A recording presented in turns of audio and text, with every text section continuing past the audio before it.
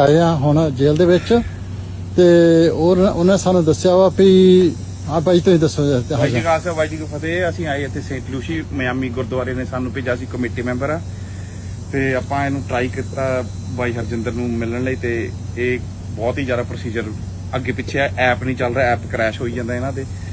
ਉਹ ਕਹਿੰਦੇ ਮਿਲਣ ਤਾਂ ਅਸੀਂ ਦੇਣਾ ਨਹੀਂ, ਪਰਸਨਲੀ ਵੀਡੀਓ ਰਾਹੀਂ ਹੋ ਸਕਦਾ ਹੈ, ਉਹ ਵੀ ਇੱਥੇ ਜਾਂ ਫੋਨ ਰਾਹੀਂ।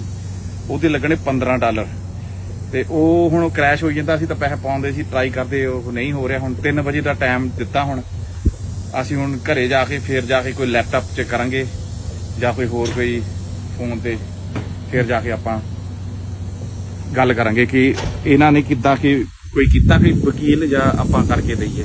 ਉਹਦੇ ਕਰਕੇ ਫਿਰ ਆਪਾਂ ਬਾਈ ਜੀ ਨਾਲ ਗੱਲ ਕਰਾਂਗੇ ਤੇ ਬਸ ਇਹੀ ਕੁਛ ਵਾ। ਅਸੀਂ ਇੰਨਾ ਦੂਰੋਂ ਆਏ ਆ ਤੇ ਪਤਾ ਕਰਨ ਲਈ ਕਿ ਉਹ ਕੀ ਰਿਹਾ ਇੱਥੇ ਪ੍ਰੋਸੀਜਰ ਹੀ ਬੜਾ ਲੰਬਾ ਚੌੜਾ ਹੈ।